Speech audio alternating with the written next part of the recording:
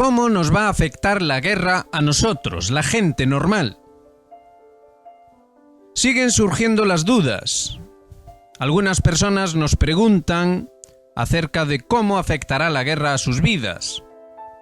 ¿Afectará más en Europa? ¿Cómo será en España? ¿Afectará también a América? Son preguntas razonables. Hemos llegado a un punto en el que la tensión ha alcanzado los límites de lo tolerable, de lo aceptable. Se han cruzado los umbrales que hacían prever o pensar que reinaría la paz, que al final se alcanzaría la paz, que no se llegaría al límite de una guerra tal y como suele entenderse esa palabra. Pues bien, hay algo que hay que entender en todo esto. La guerra que actualmente sufrimos de esta manera tan peculiar, de esta manera híbrida, asimétrica, extraña, guerra de sanciones, guerra económica, guerra cibernética, todo este tipo de denominaciones bélicas nos están hablando a las claras de algo mucho más profundo, que es lo que llevamos diciendo en este canal desde que empezamos. El verdadero quid de la cuestión es el tipo de vida que viven las personas normales. Hasta ahora hemos vivido la vida que nos enseñaron, la vida en la que nos educaron. Nos educaron en un tipo de vida basada en lo que había sido la sociedad industrial, la sociedad capitalista moderna. Todos debíamos estudiar, debíamos aplicarnos en los estudios, debíamos conseguir ciertas marcas, ciertas notas, para así entrar en el mercado laboral.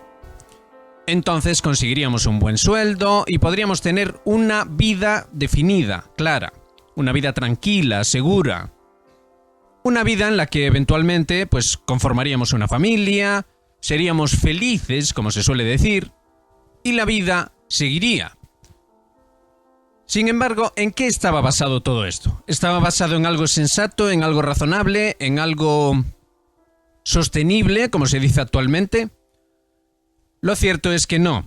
Estaba basado en una serie de ideas que ahora mismo sencillamente ya no existen. Entonces la persona normal entiende, o debería entender ya a estas alturas, que ya no hay nada que garantice, ni mucho menos, esos clichés con los que fuimos educados. Es fácil entender esto desde el punto de vista económico. Tenemos una realidad económica, tal y como se suele entender, de manera normal, habitual, en la cual ya no es factible, ya no es posible llevar ese tipo de vida, así de simple. Entonces ahí es donde entra la política. La política entra sobre esa base.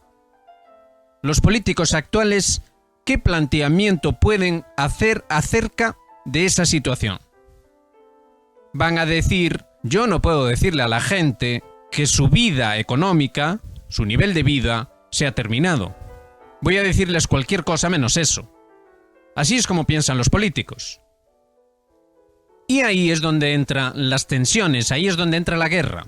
Los políticos durante décadas hicieron presión para mantener el statu quo, para mantener esa ficción, esa economía, esa cosa en la que nos educaron, al precio que hiciera falta.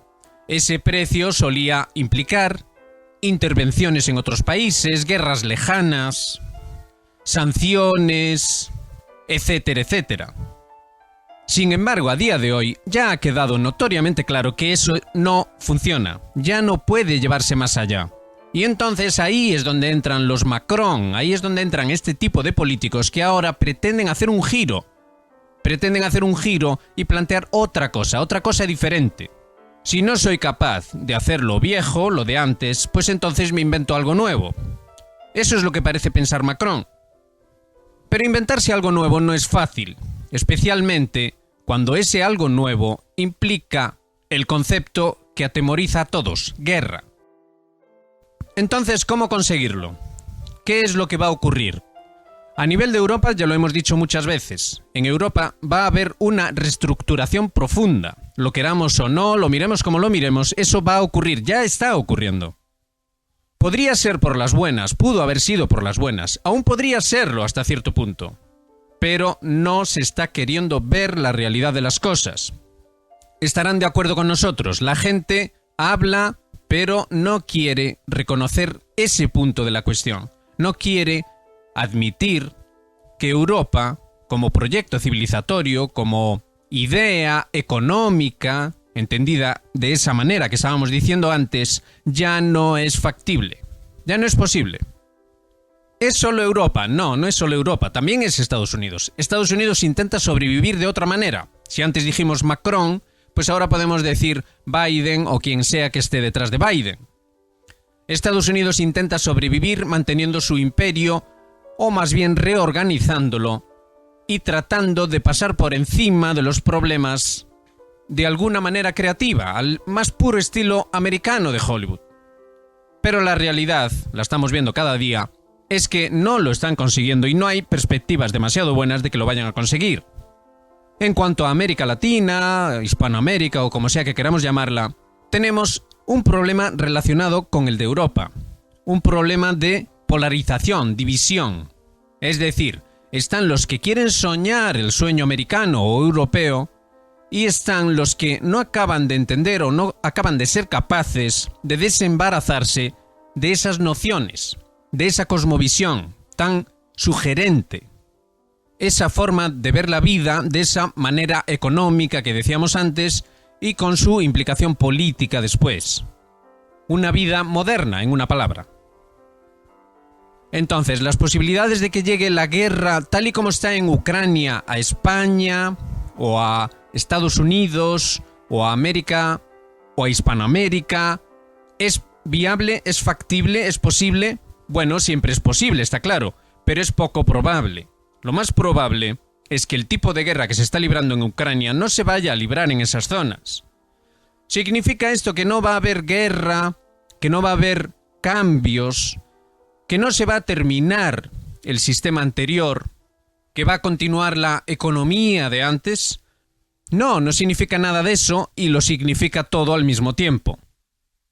Es muy improbable que vaya a haber una guerra nuclear tal y como se suele entender en la visión de Hollywood, pero sí es más que probable, es seguro de hecho, que va a haber cambios profundos a nivel económico, tal y como decíamos antes, político, social y cultural.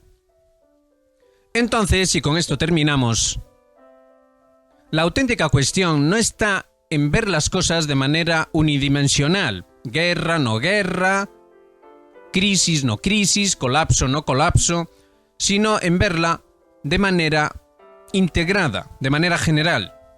Y en ese sentido, la vida va a seguir, pero hay que entender que no va a seguir de la misma manera, porque sencillamente es imposible. Eso no puede ocurrir. Y no es por razones de índole ecológica o cosas así como ha tratado de vender la última ideología occidental. Es algo mucho más básico y elemental que todo eso. Es sencillamente que el proyecto occidental se ha agotado. Sencillamente no da para más.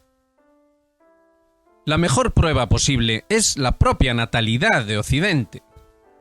El envejecimiento de la población, los problemas sociales, la decadencia cultural y, en una palabra, la insatisfacción o la amargura.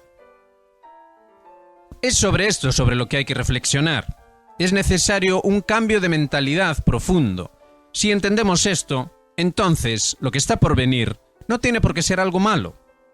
Pero si nos empeñamos en seguir los viejos clichés, los viejos moldes, las viejas estructuras, entonces es muy probable que nos veamos arrastrados por ellas al fondo del abismo.